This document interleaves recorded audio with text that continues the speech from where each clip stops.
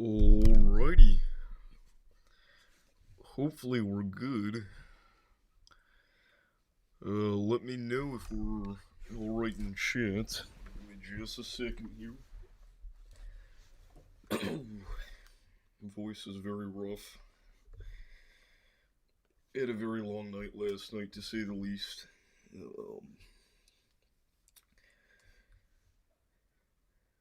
But we're gonna push through it, chat, because we got something big going on, as I'm sure everybody is aware of at this point. Winter Storm Fern is proving itself to be the storm of the year, if not storm of the decade thus far, with a historic snowfall event. Everywhere from New Mexico to Maine can be expecting winter storm conditions. We've got extreme sleet, we've got heavy freezing rain accumulation down in Dixie Alley. This is a very wacky and almost never before seen event. We've been watching road closure after road closure, travel accident after travel accident. We've seen interstate closures, we've seen wrecks on the highway, we've seen some pretty gnarly stuff out there thus far. Um, but yeah, give me a one in chat if we're sounding alright. How's it going, Mr. Twister? We're gonna be here for all of that and more over the next couple of hours here, hopefully. Because again, this is a historic event. This is not any ordinary winter storm. And again, this year has been wacky thus far. We had a very strong start to winter through portions of November and kind of the first week of December. We were watching major snow events ravage the northern plains and Midwest. Then in January, things kind of oddly calmed down a significant amount, and now we're watching what again is the ice storm of the decade, at the very least. So, again, hit me with a one in chat if we're all good. I've got a couple of things to fix on my end. Again, just uploaded a short, so hopefully we can attract some more viewers. Gotta make sure that we are getting this out to as many people as possible because we've got an important job here today, and that is to keep you guys updated on every single feature of this winter storm. From new warnings coming out to road incidents to road closures to snowfall reports and more. This is a day that will go down in the history of the WX textbooks because, man, this storm really looked like it was going to be an exclusive to the GFS. And what I mean by that is, around a week ago, we were watching what appeared to be a gnarly, disgusting Midwest winter storm slabber with 3 to 4 feet of snow, and we knew it wasn't going to happen, but it was oddly close to the actual event day for the GFS to be spitting out fantasy runs, so it left some questioning whether or not we were going to see anything that could be just as intense in that, but in a different way, or potentially even exceed the intensity of something like that happening. And somehow, through all the trials and tribulations and changes in model runs that this storm has gone through, it is in full tact and currently, again, bringing some of the heaviest snow that we've seen this year to portions of the Midwest, while simultaneously bringing a historic ice event and freezing rain event to Dixie Alley, and leaving tens of thousands of customers already without power. If we go ahead and turn on our state power outages here across portions of the United States, or I guess all of the United States, I don't know why I said portions, but if we go ahead and turn on our power outages here, you'll notice that we've got some significant numbers racking up at this point, okay? If we analyze Louisiana here, you'll notice that we already have 14,000 customers in Louisiana without power, and this is only the beginning of our freezing rain event in Louisiana. In Texas, we're watching 55,000 customers without power right now.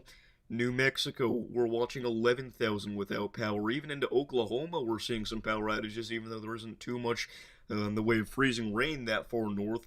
We're still watching 1,600 customers without power. Arkansas sitting at 5,000. Missouri pulling up 600. Even Kansas, 32. Likely not weather related, but very significant and bizarre event.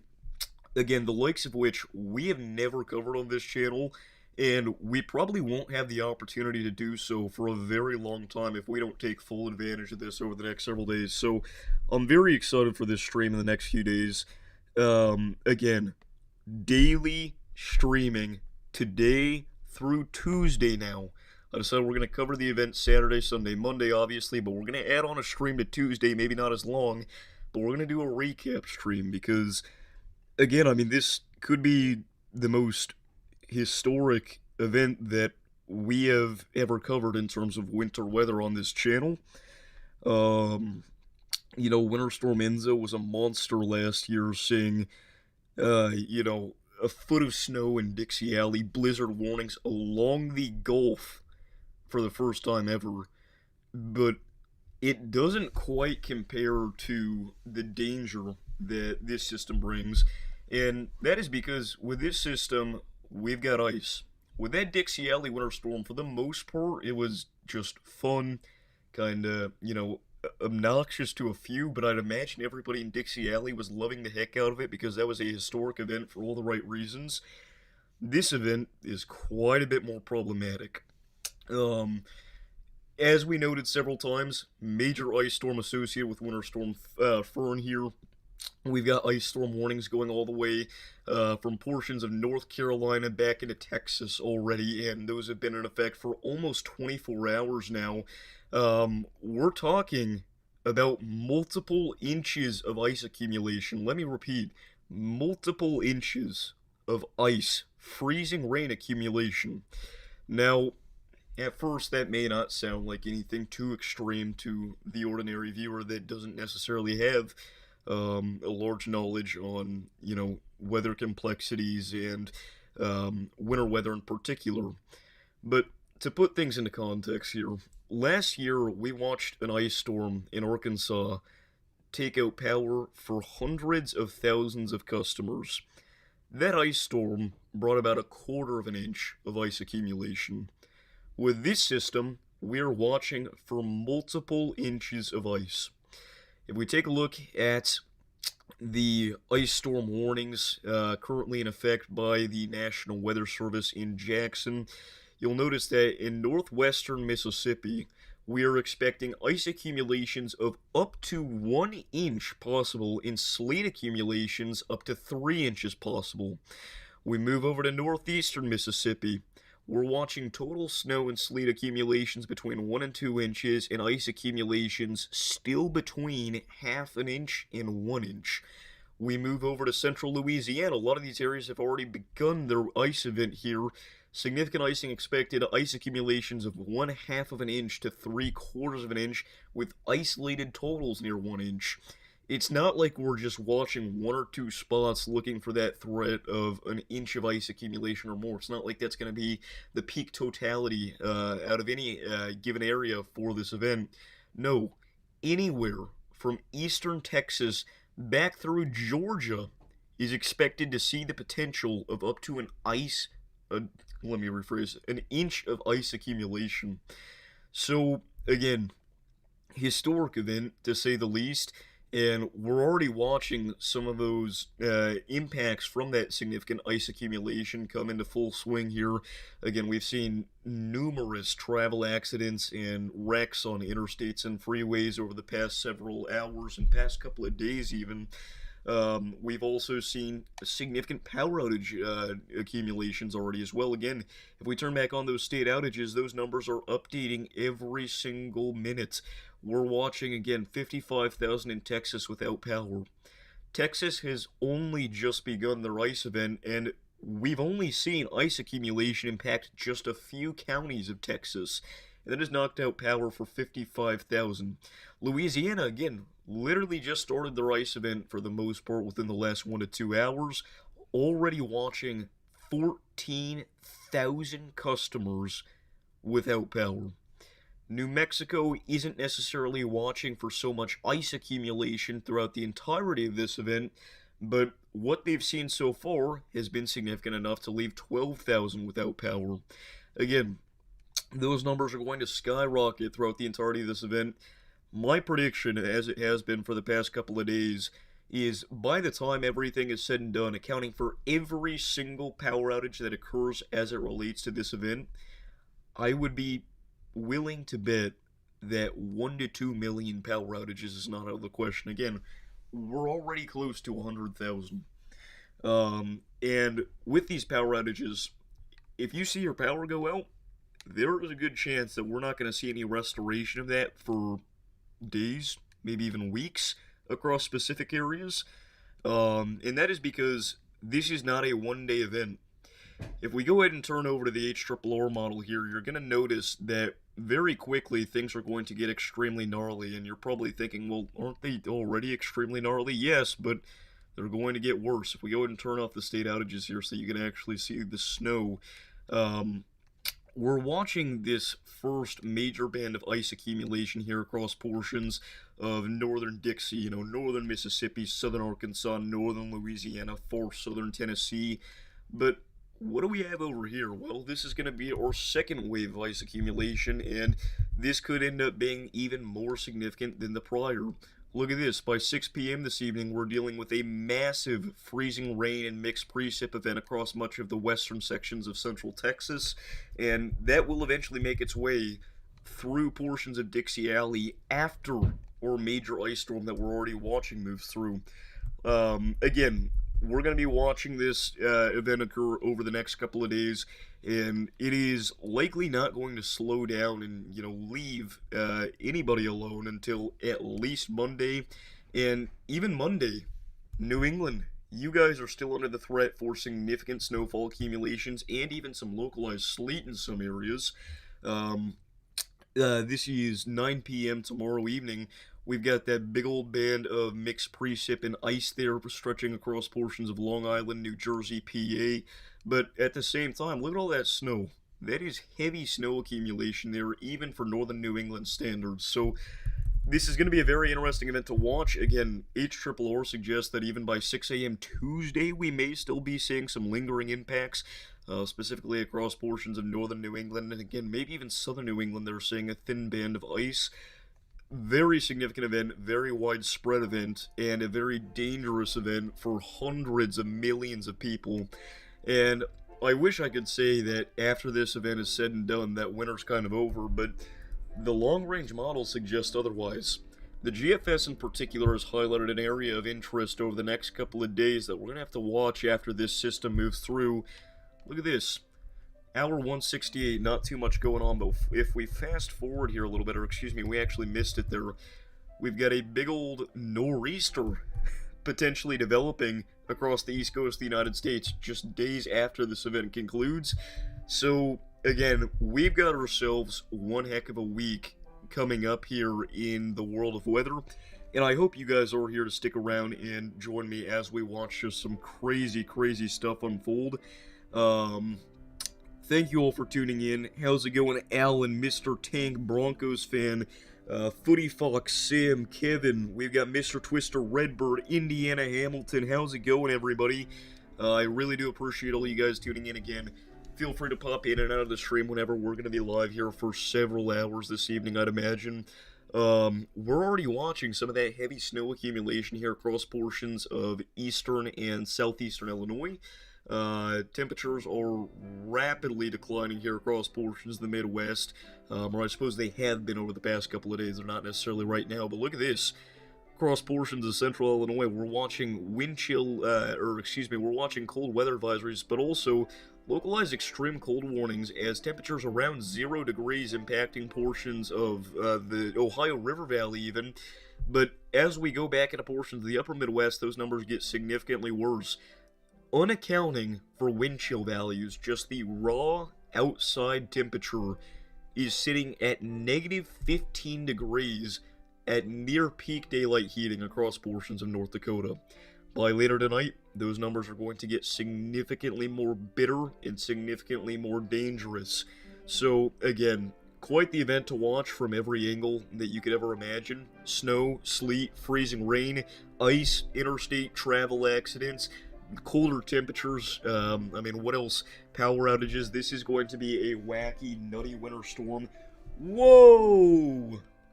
We've got Alan with the 60% Hatched Risk membership. Everybody spam up those W's for Alan in the chat. The GOAT. He's back again. Thank you so much for all the support, Alan, again. We do have a new membership system set up, if you didn't know. The 60% Hatched Risk tier is really just an extra way to support me. I do not expect very many people to join that, but because Alan is just the most goated of all the goats, he has decided to become a 60% Hatched Risk member. At that point, you're going to get access to every single perk on the Davis Does Weather channel that we have for members. Again, Alan, I cannot thank you enough for all the support that you've shown to this channel over the past, past year now. It's been insane, my dude, and I really do appreciate everything that you've done for us.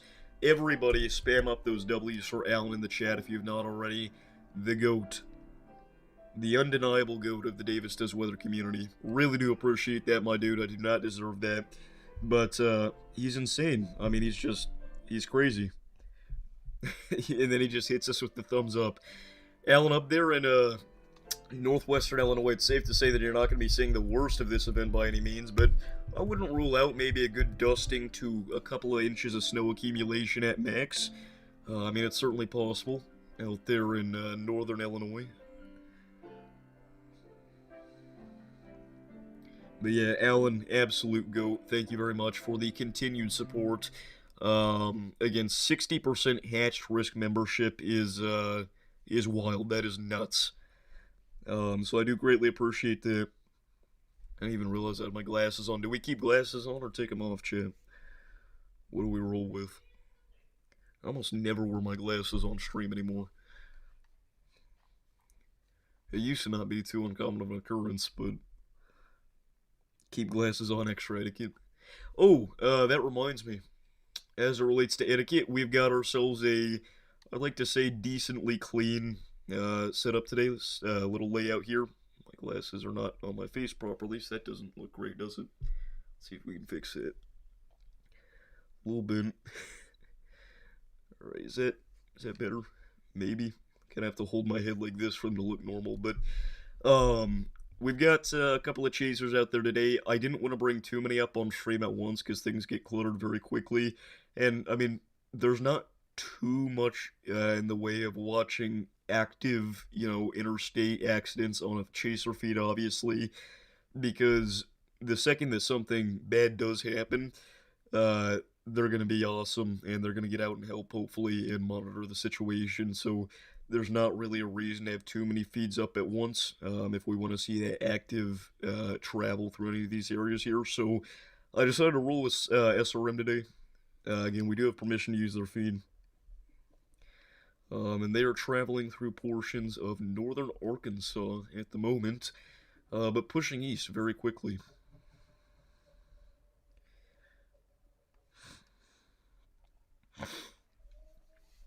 Peoria, you gotta have a heat dome or something. Snow's been fading away. Dude. Alan, with the 10 gifted Davis Does Weather memberships.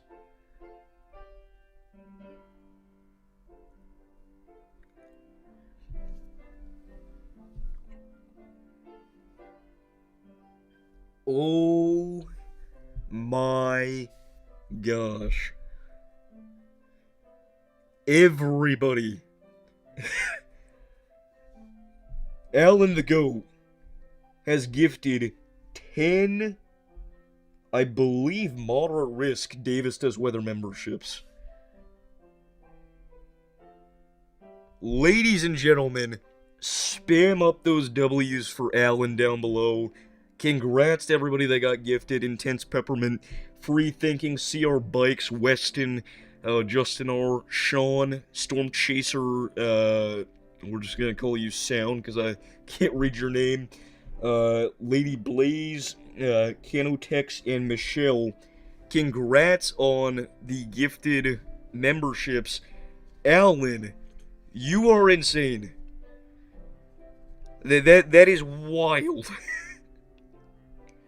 I don't even know what to say. I mean, at this point, what can I say? What has this man not done for the channel?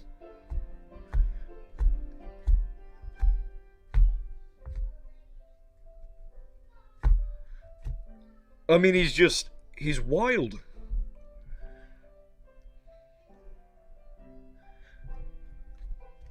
I mean, all right.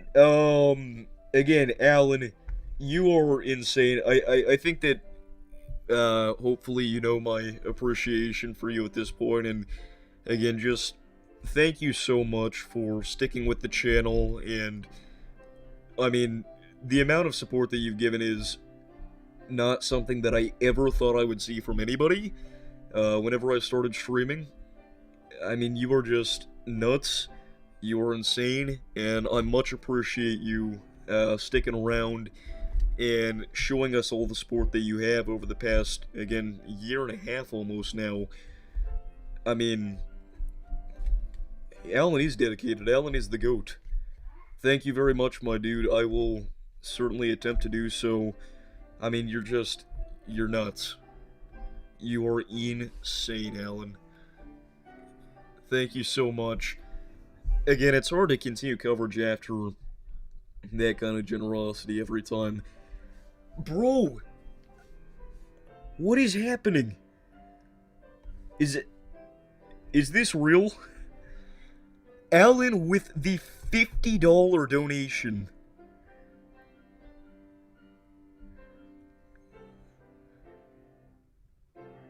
I mean,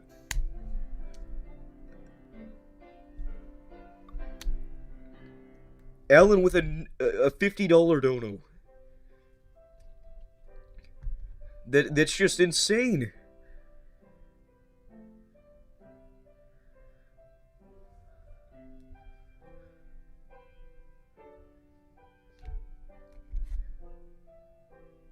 In the past 10 minutes, he's become the highest tier member that we have. He's gifted 10 memberships and also done a $50 dono. I mean, that's nuts. Everybody, we've got to spam up those W's for Alan one more time. Dude!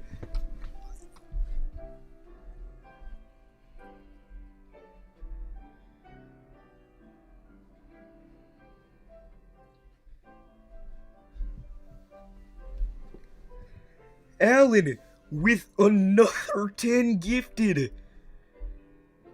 We've got Needs Improvement, Jesse, Emily, Redo, Luck, Niall Teak, The Weather Warrior, Yuno Yuki, Warren Hunter, and Haroldson with another 10 gifted from Alan. That is insane.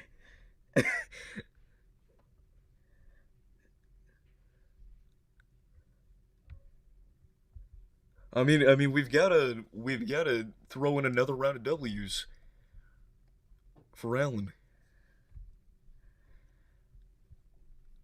Is this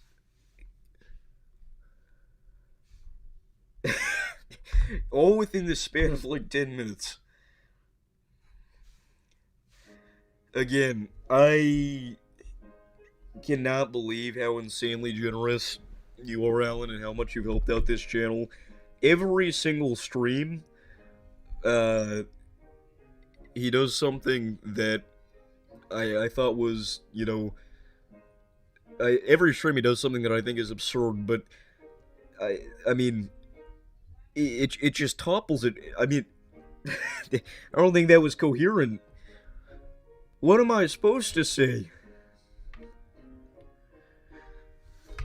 Again, Alan, you are just a ridiculously generous young man, or I don't know how old you are, but you're a ridiculously generous man, and I feel like that's all I can say at this point.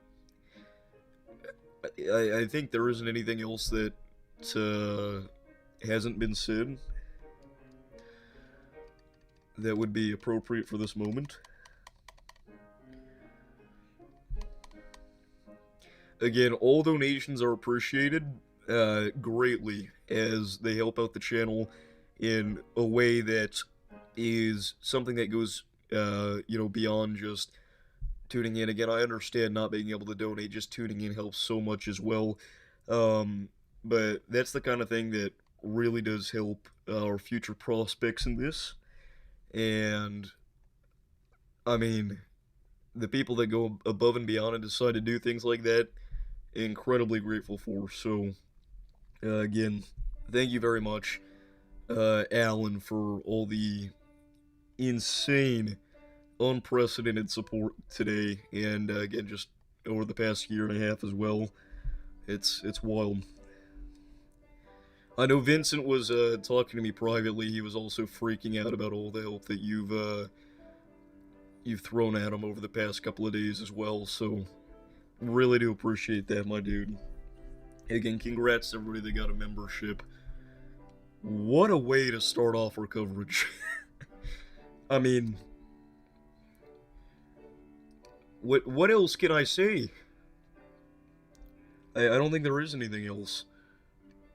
So, again, Alan just going above and beyond anything that is necessary.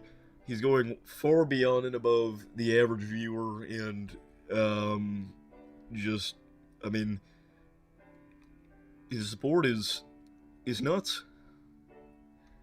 And again, I don't want to say far and beyond the average viewer in that context, probably, because, again, I completely understand not being able to donate or just not wanting to donate. You know, you don't have to give your money to me.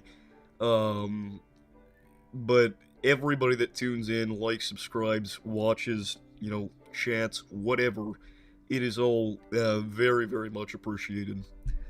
And again, stuff like that is just... It's wild. It is wild to think about. So, anyway, I'm going to try to move on. Again, just one last round of W's for Alan in the chat. That's all I have to say at this point. A year ago.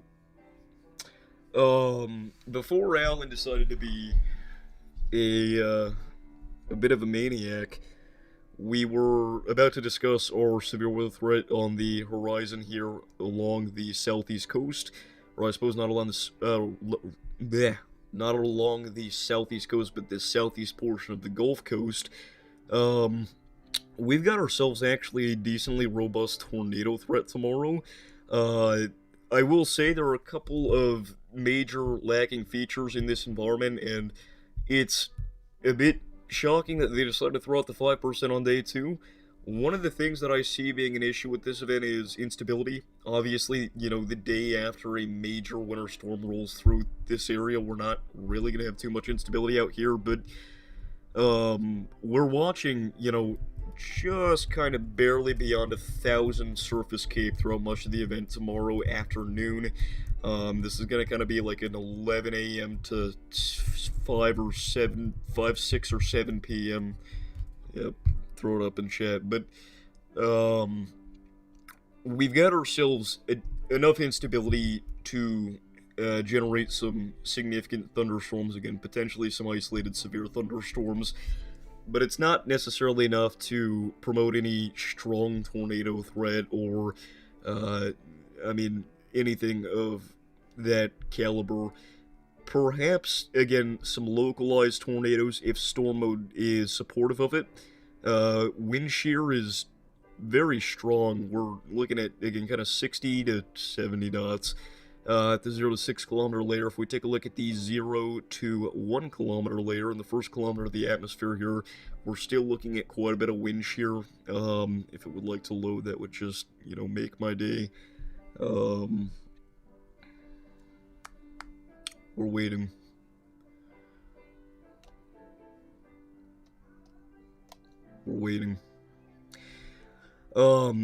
Shear within the first kilometer of the atmosphere is still pretty decent, again, sitting between kind of 35 and 40 knots, depending on the area that you're looking at. But The main concern here, obviously, once again, comes with instability. SRH content is actually pretty impressive as well, and we do have some nasty, semi-discrete supercells popping out ahead of this big-time line of storms here that could end up bringing us some damaging wind gusts. But again, obviously, the main show here, those discrete little baby supercells across much of the Florida Panhandle, southeast Alabama, southwest Georgia. I don't think this is a SIG-TOR threat. Um, Necessarily. I mean, I guess why not though? What is there that's necessarily preventing us from seeing any Sigtor threat? I just, it would be very hard for me to believe that we're gonna see. I don't know. Maybe I need to go into this with a little bit further of an open mind, but as of right now, I would put quite a bit of confidence on there being the potential for, 2 or 3 tornadoes.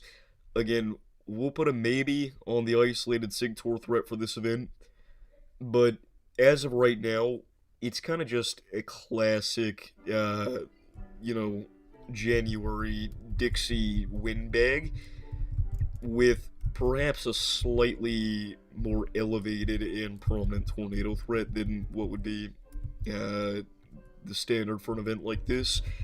And again, that's all comes down, or tornado threat comes down to whether or not these discrete supercells actually come to fruition like the HRRR suggests. I'm not actually sure as to what the NAM has here because I haven't looked too closely at this event just yet.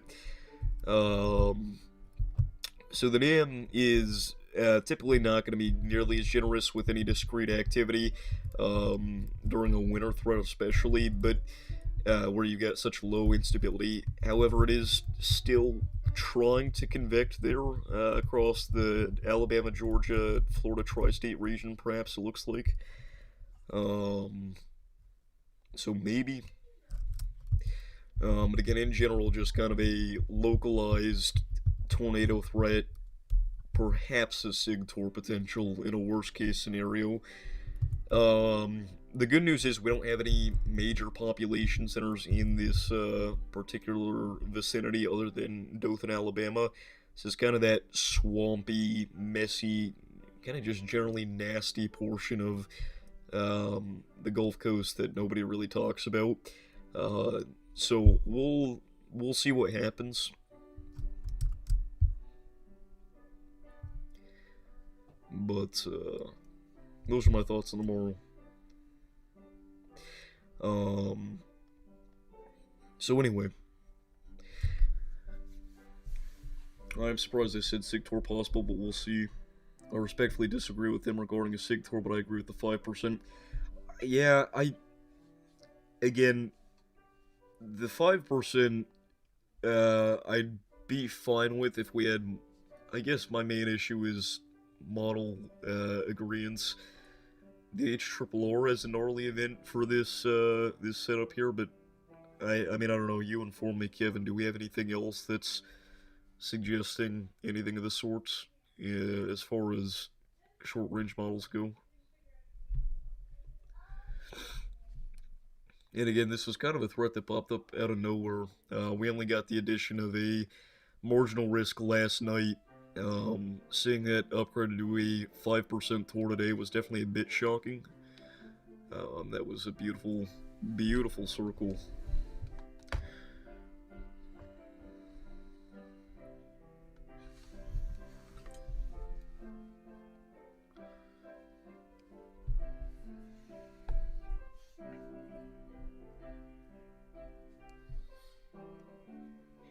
But again, not certain on a SIG-TOR threat by any means.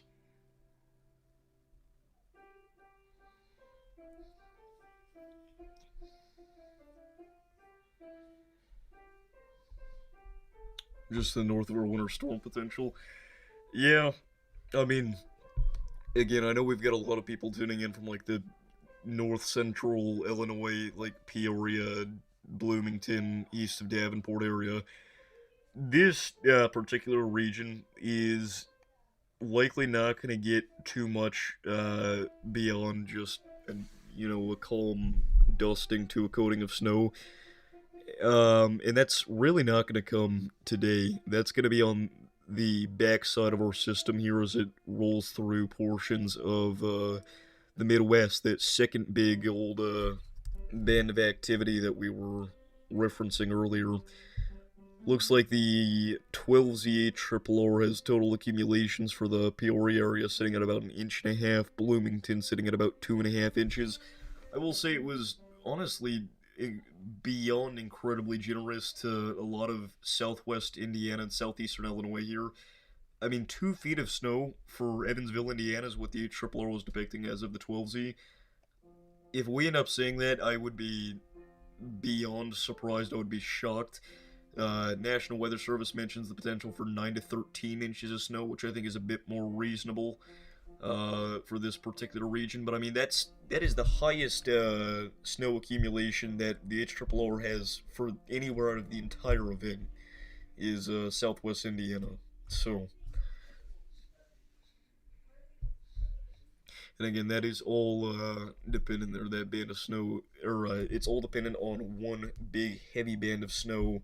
Again, really mixing in there with some of our freezing rain precipitation just across the Ohio River. And I do think that typically our short-term models, the HRRR in particular, really does conflate sleet with snow quite badly sometimes. So, I mean, maybe that's where it's pulling 24 inches of snow from, but again, there's almost a 0% chance that that actually ends up happening in this area.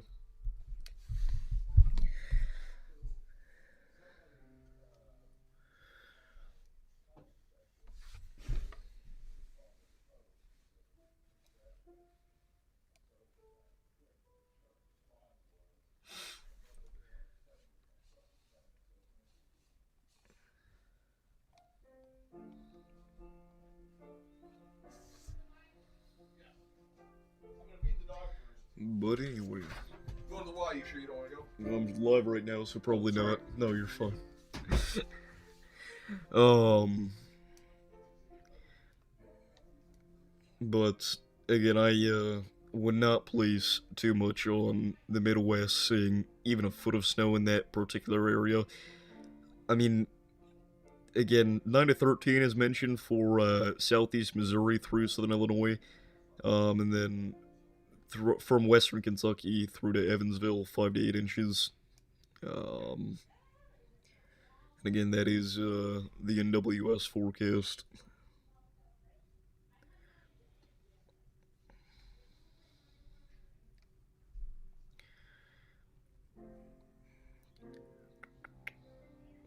We're never switching to otherwise, because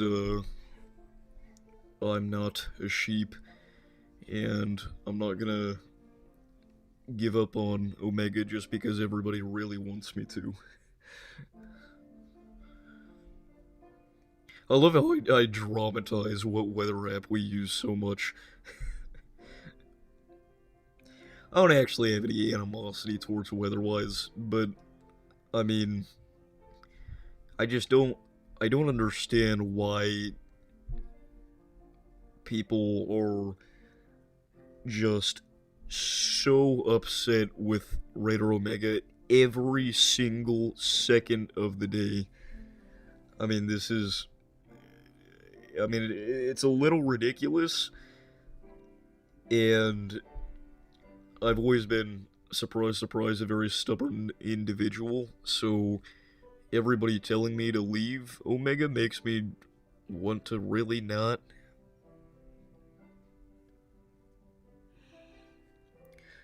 Omega's potential is just not as good as it used to be. But why? Like, why is it not? Why is it not as good as it used to be? What changed?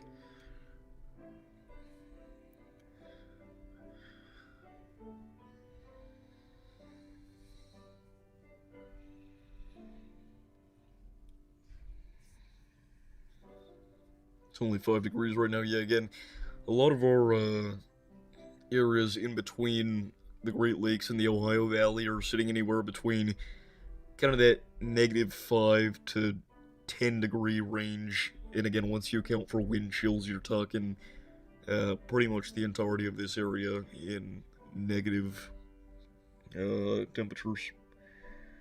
Laggy and useless updates, mainly on phone.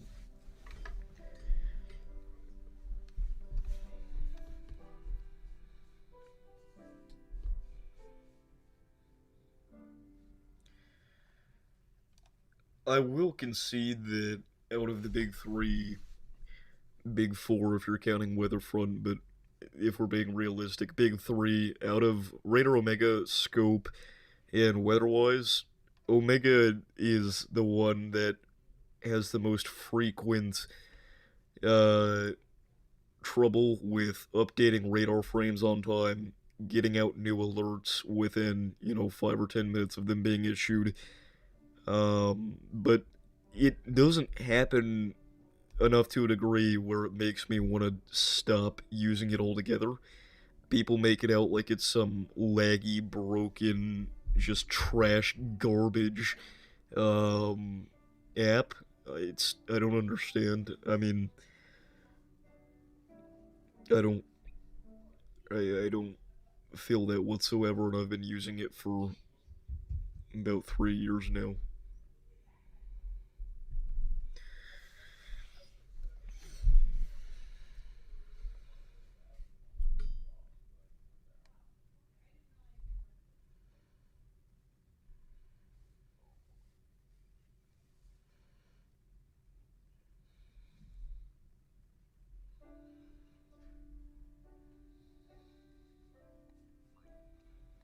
Well, I just dunk on weather-wise because again I like to be on the contrary, the contrary.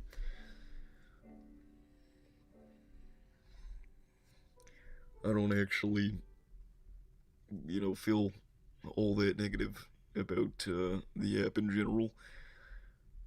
I mean, it's cool how it's free, but what you're getting with free weather-wise does not even come close to what you're getting with Raider Omega for $8.99 if you're assuming no subscriptions.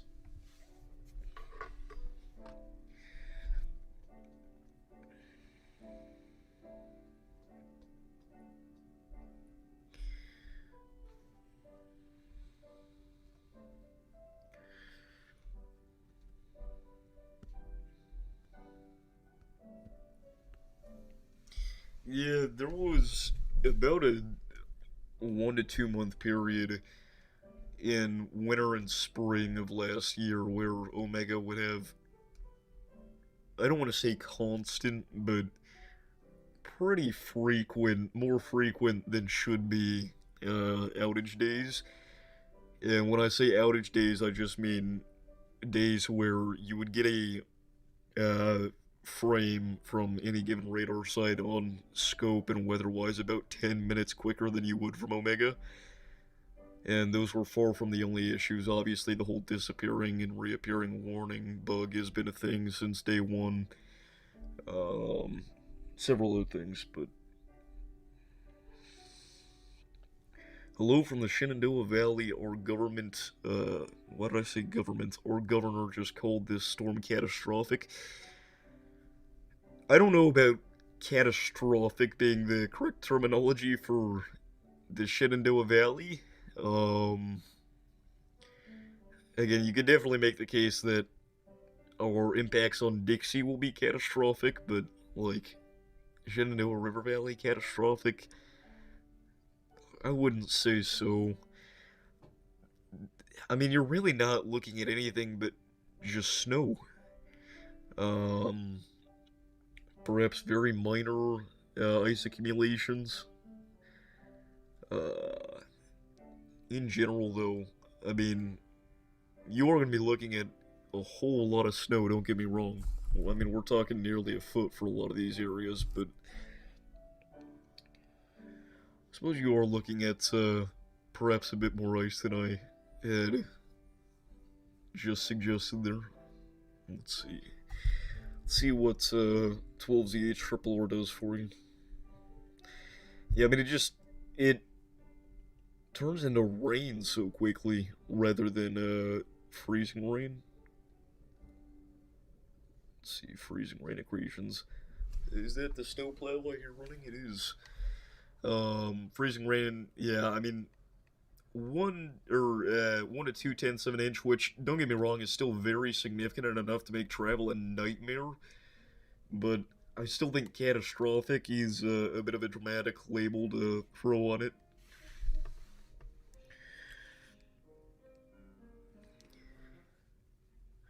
I am not operating on the same playing field today.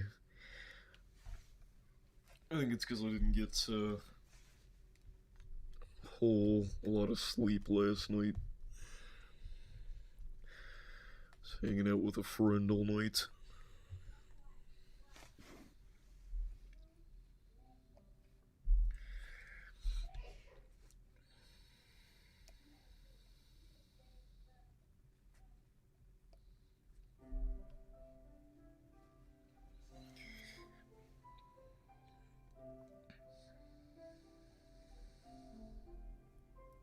I mean, Scope doesn't really get drugged into conversation too much just because I think it's widely regarded that as far as chasing goes, like active on the ground stuff, Scope is almost always your best bet. Um, and usually, whenever we are referencing what weather app is better, we're referring to things like this, sitting down and watching the event unfold live. And in that category, I think it's fair to say that Scope falls a bit behind, especially for events like this where you're not so oriented on the specific intricacies of every single pixel like you are during a significant tornado event. Like, it's undeniable that things like super res reflect and correlation coefficient, even super reflect, what am I saying? Super res, not on the same playing field. Um, I just completely lost my train of thought. Okay. I think you guys were maybe understood what I was trying to say. I don't even really understand what I was trying to say, but I've got a little bit more faith in you guys.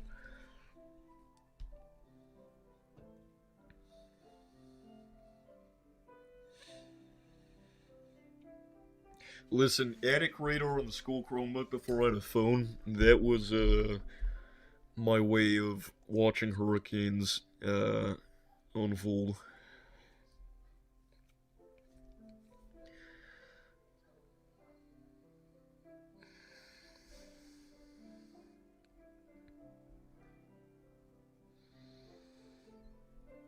Wasn't it supposed to go down or something, and then it never did?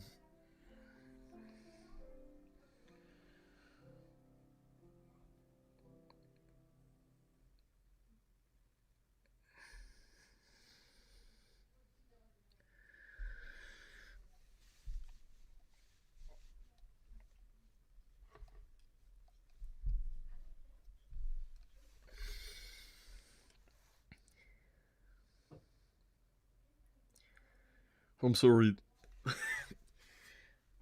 Hold on. I remember discovering Attic Radar in 2024 and thinking it was good. Next message. I used it on December 9th, 2023.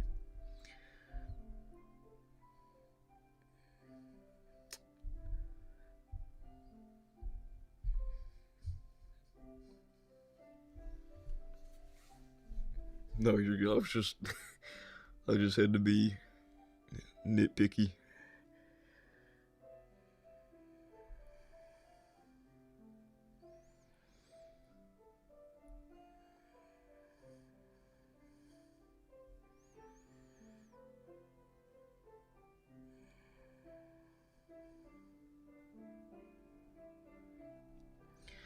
Can I ask what is going on with the profile picture swaps?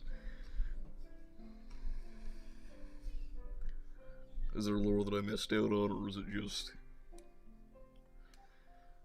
we're gonna do this because we're funny?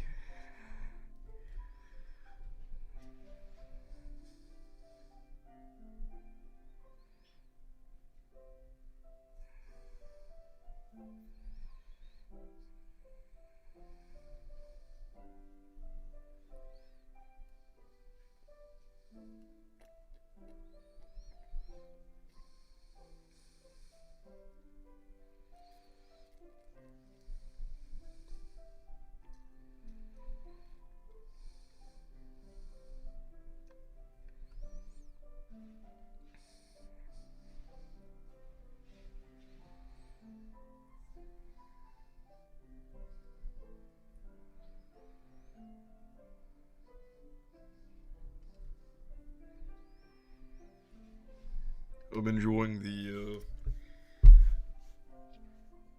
both the desperate attempt to get my attention from Mr. Twister and also what seems to be the beginning of a cat naming drama.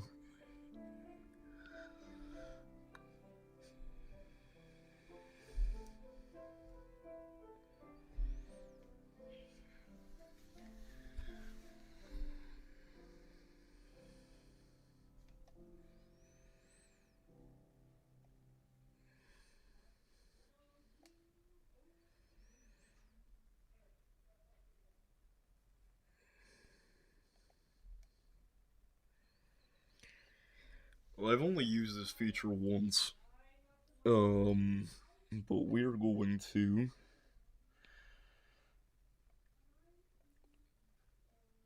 set up a Q&A box. Let's give ourselves something to look at here. Let's bring up SRM.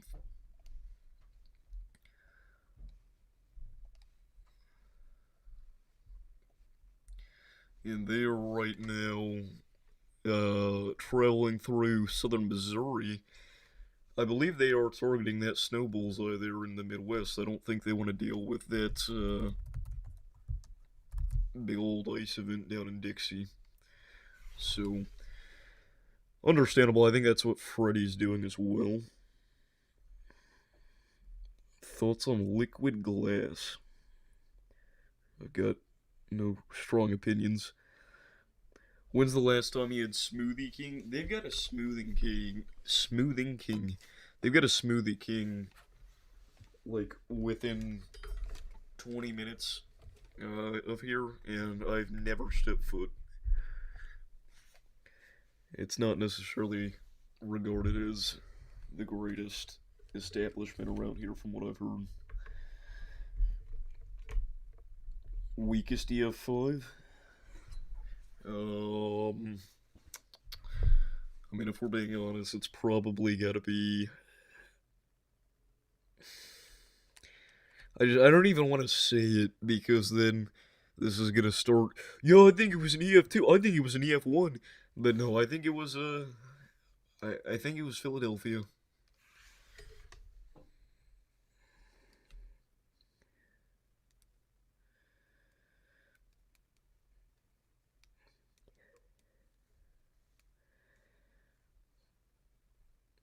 I'm better than you at Forecast Master.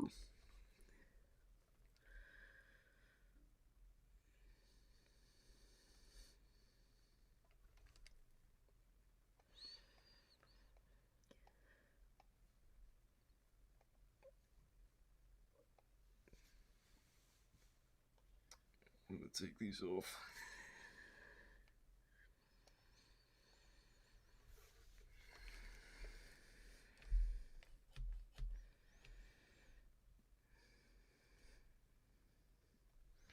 Why is it contradictory to say weakest EF5?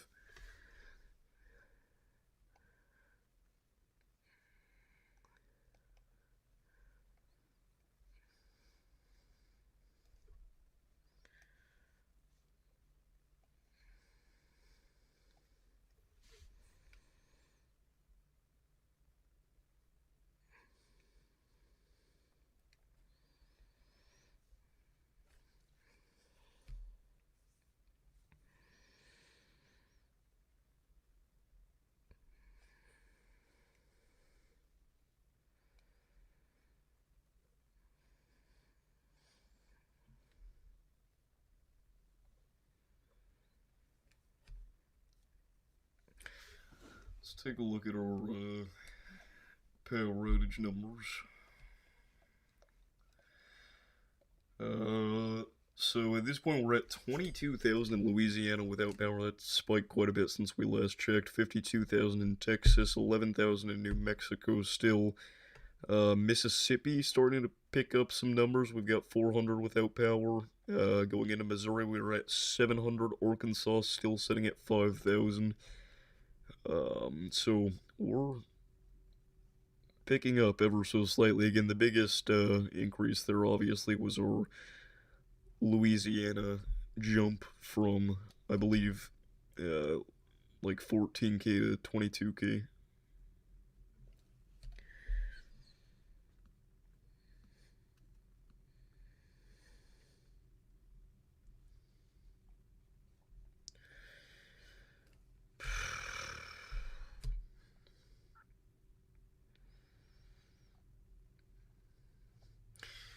Yeah, and we are watching things accumulate properly now, at least on the roads out here in eastern Illinois.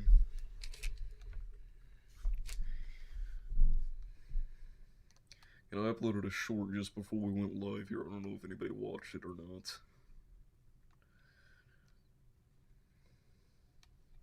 That's just a real flattering thumbnail.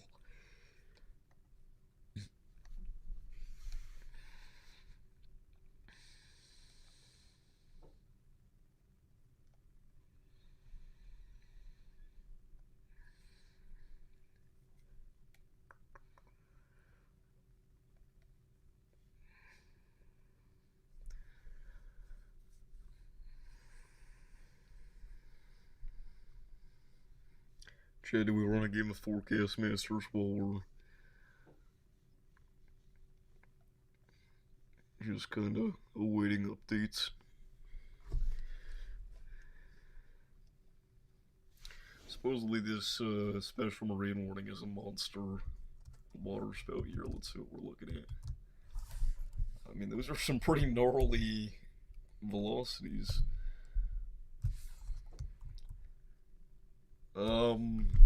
I don't know how this happened, and I don't know when this happened, but there seems to be an issue. I don't know if any of you guys can see that.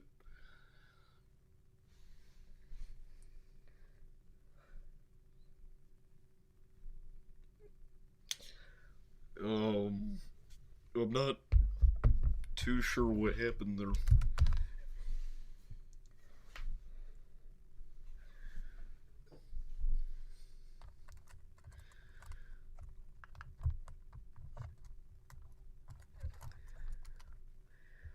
Well, there we go. It's still not ideal though.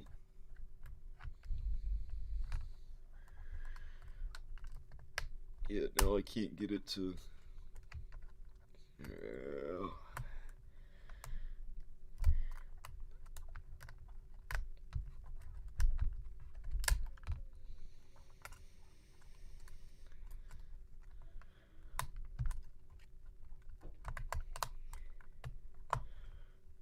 Well, that's just real unfortunate there.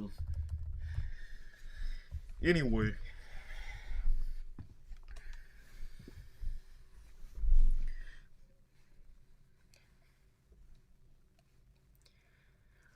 Well, we can't really pre-rate tornadoes before they even occur, so I'm gonna say no to answering that as of now.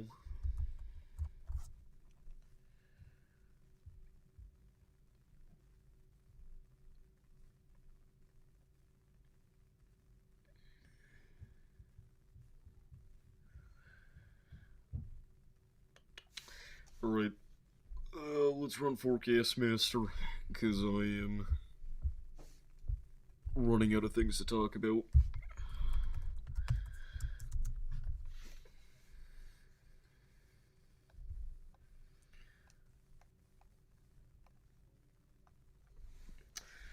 Very nice.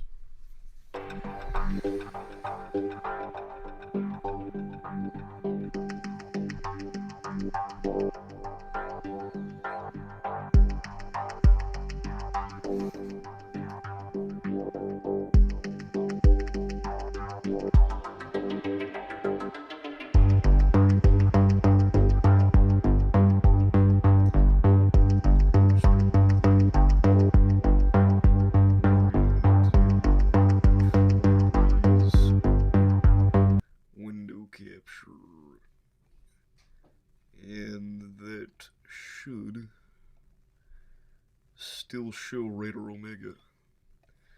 Very nice. Very nice indeed. Alright, so we'll roll out the winter weather radar, zoom in on our band of ice here, which, again, I mean, this is some of the heavier freezing rain precipitation we've seen throughout the entirety of this event thus far. We've got 40 dBz freezing rain nearly across a lot of northwestern Mississippi, which, I mean, that is beyond significant. At that point, you're talking, again, potentially a historic event here for the northern extent of the state, which it looks like Omega has, for some reason, lost our ice storm warnings out here.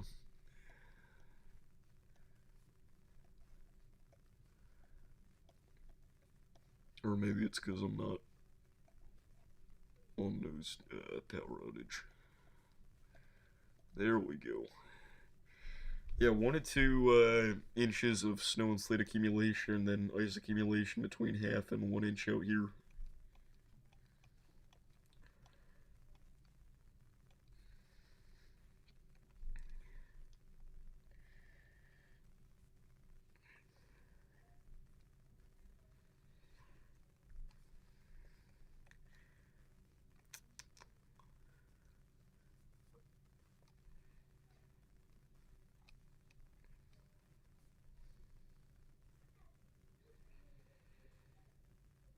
Do I need to put the code in chat, or does nobody want to play?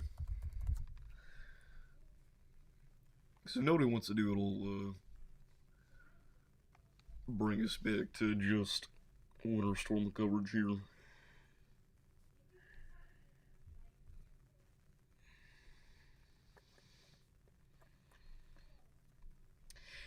Um,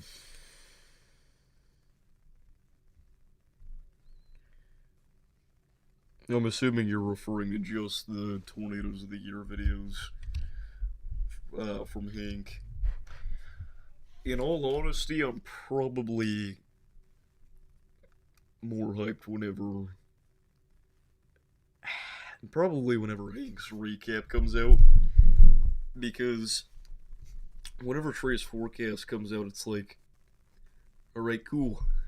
Now we wait for 3 months to see if that verifies. It's like, it's not something that we can actively get excited about in the moment. But whenever Hank drops that chase video, it is out there to enjoy, and enjoy again.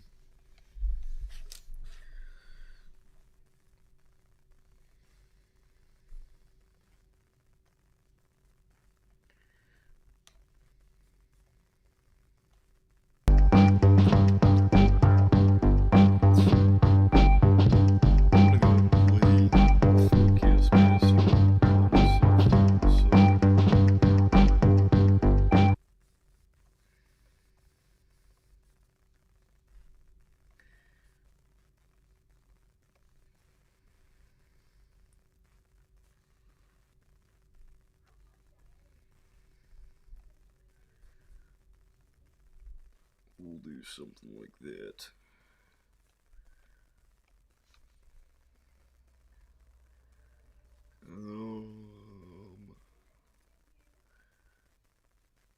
Alright. Very nice.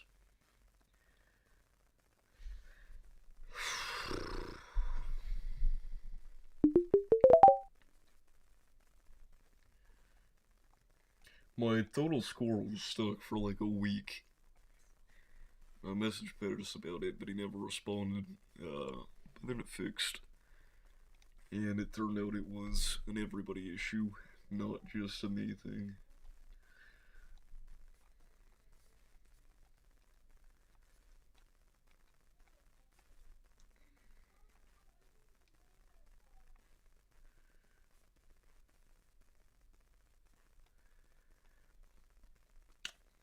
Okay, I mean, there's not a lot to go off of here. Yeah, that was not great.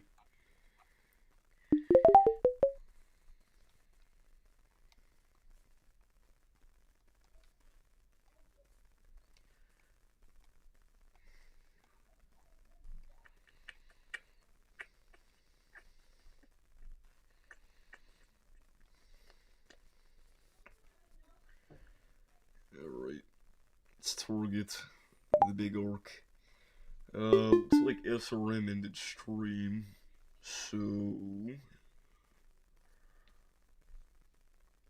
we should be able to go ahead and pull up the big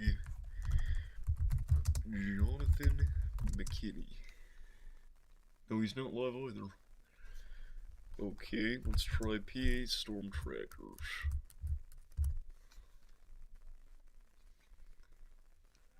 They're not live yet. I don't think Freddy's live yet.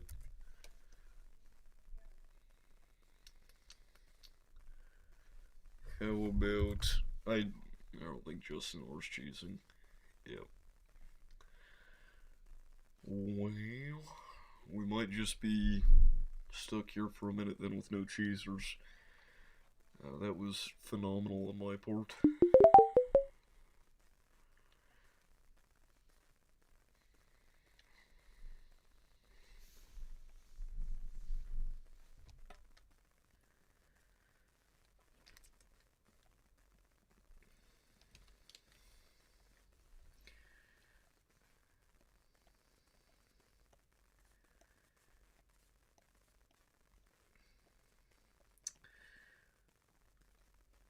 Let's get a little bit more specific here.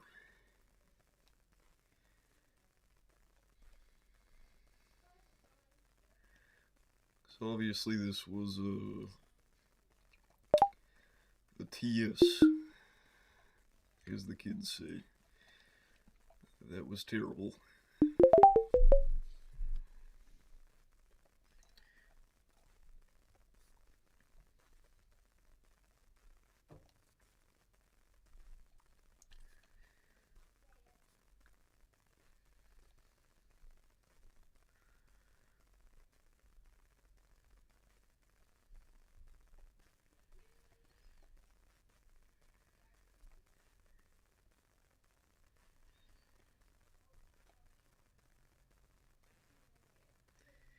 Yeah, I don't... What am I supposed to go off of here? This really is not a real generous day.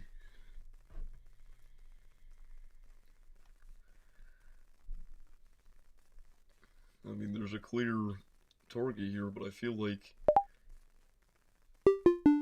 Yeah, I figured that wasn't the main... It's quite unfortunate.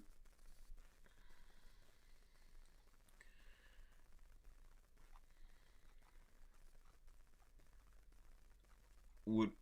What happened to... What happened? Where's my 50850 millibar analysis?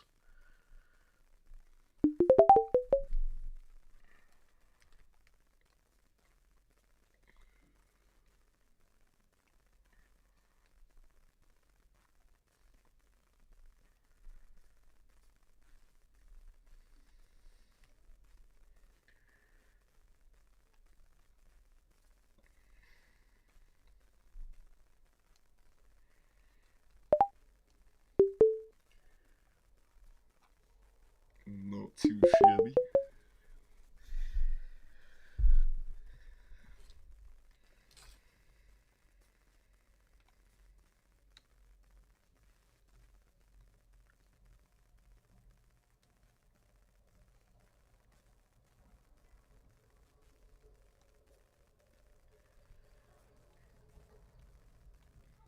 Snowplow is going wild out there.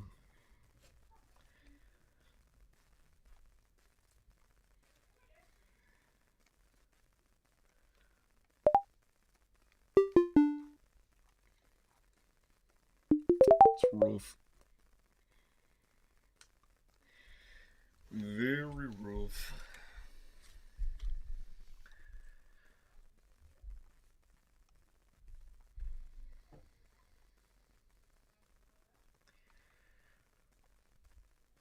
Yeah, I'm gonna say that this was a big boy day,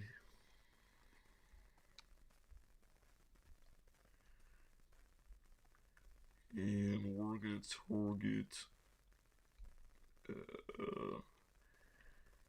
And I guess just throw her down here. I don't see how we could go wrong. Not bad. Kind of shocking that there was only a 10 hatch and that it did not nearly verify. Let's see.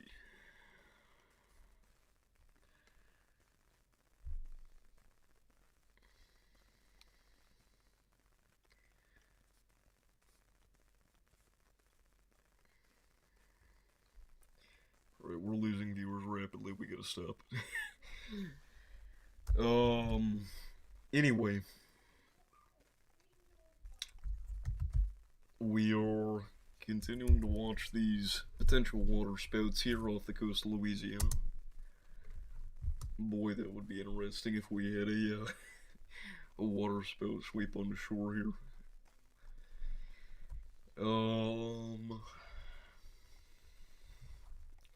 In regards to our actual winter storm threat here, not a lot else to talk about at the moment.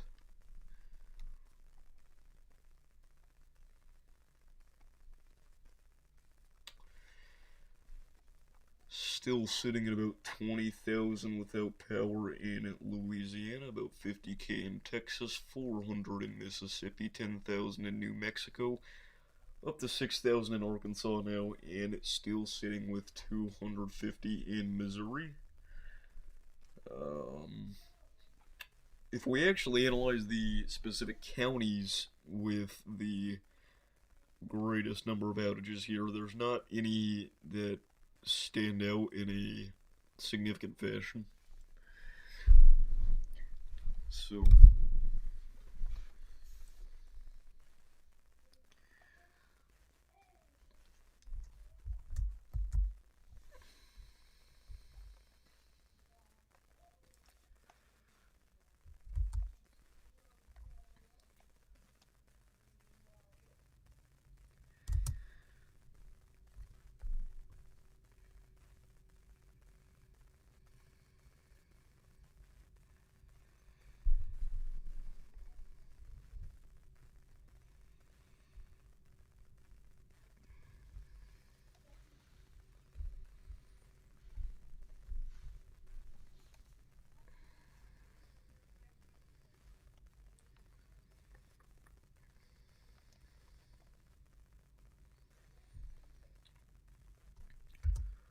hopefully Levi's getting a show.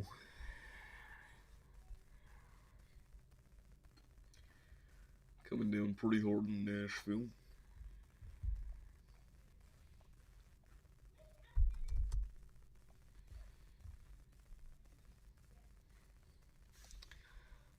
Let's check up.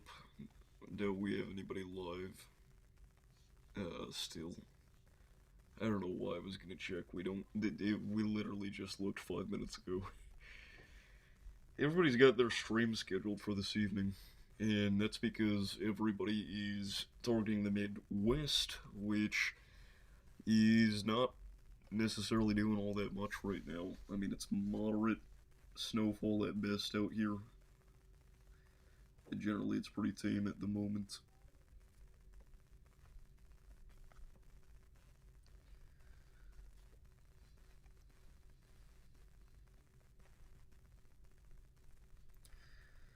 There's not a lot else to say. Well, I honestly don't think we need to be here for too much longer.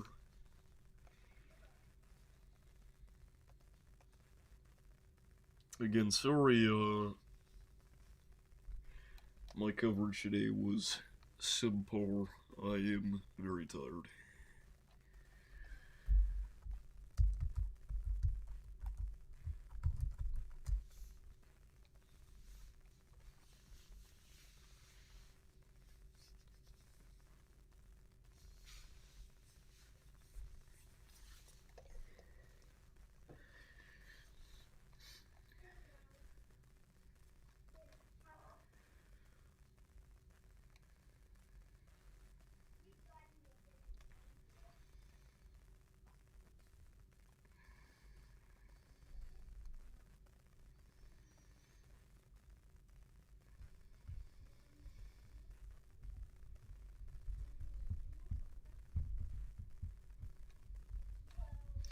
Yeah, oh my gosh, that was about to be a generational voice crack.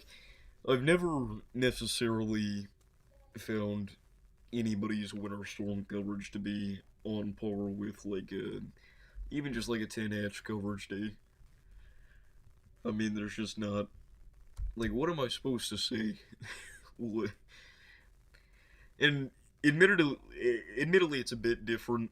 Whenever you get to the higher ups like Max and Ryan, because they've got images and reports coming in 24/7 of traffic accidents, snowfall totals. They've got you know stuff to look at. But here, I mean, we're just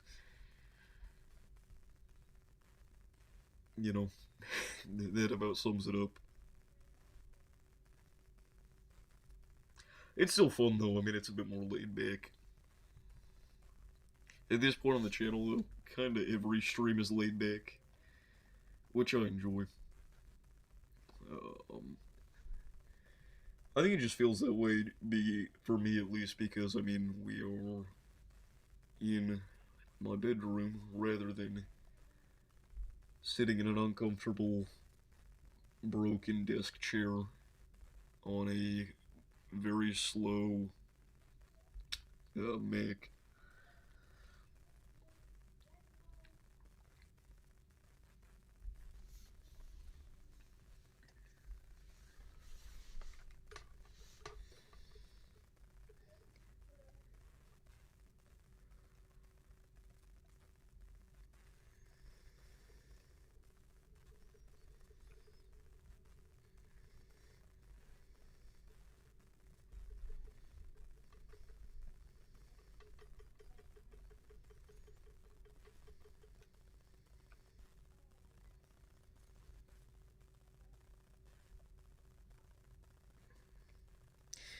No, I haven't really been in my 2 week twisted phase lately.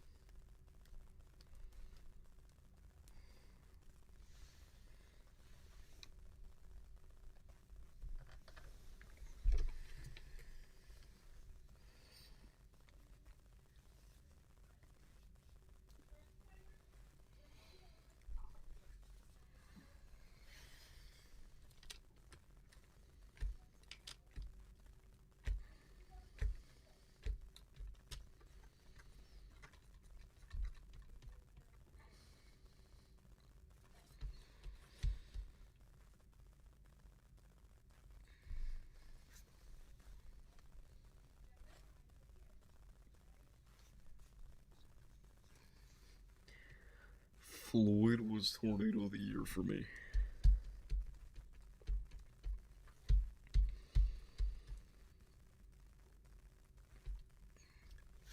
It's definitely a niche take.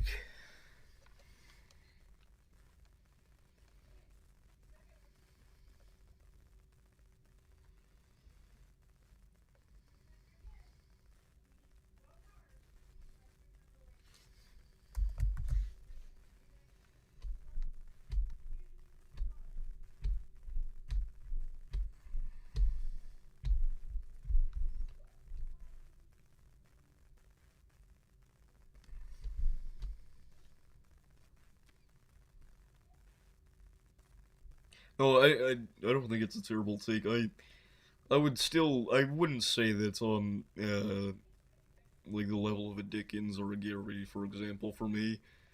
Um, but I think that's an interesting pull. We were actually live for Floyd as it happened.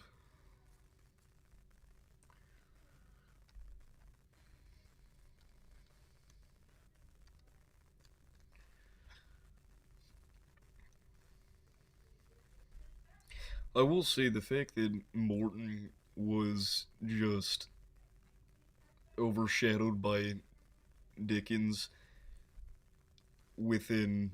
I mean, the second that Dickens touched down was kind of sad because that was the first real historic, significant tornado that any of us out of the friend group had ever chased. Obviously, Jesse was on that thing, and he had one of the greatest shots from the entire event. Long distance view of Morton.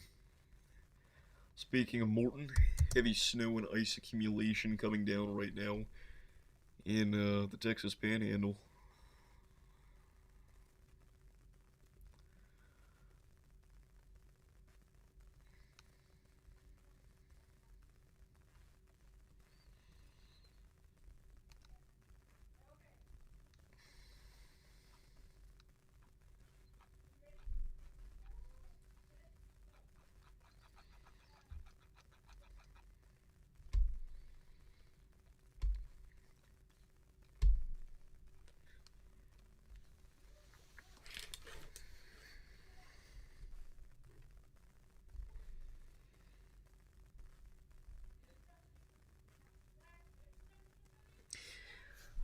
But I think that's probably gonna conclude our coverage for today. Again, we'll be back tomorrow with chasers on the ground in the Midwest as well as probably the Northeast at that point. Um, Before we conclude our coverage here, it is worth noting that Arkansas is still sitting at 4,300 customers. They have power 400 in Mississippi, 21K in Louisiana, 53 in Texas, 1,900 in Oklahoma. So numbers are definitely starting to rise. And again, this is um, only the beginning here for a lot of these areas. Our second band of significant freezing rain accumulation is gonna kind of come into full swing here as we go into the evening hours. Let's turn off power outages real quick. Again, you can kind of see our broken, scattered ice slash almost like thunder showers out there in some portions of southern Texas. That's not good. Or mixing ice and thunder showers across portions of southern Texas and Louisiana. Then we've got that backside band there currently in portions of the Texas Panhandle, as we just mentioned, that's eventually going to make its way further east.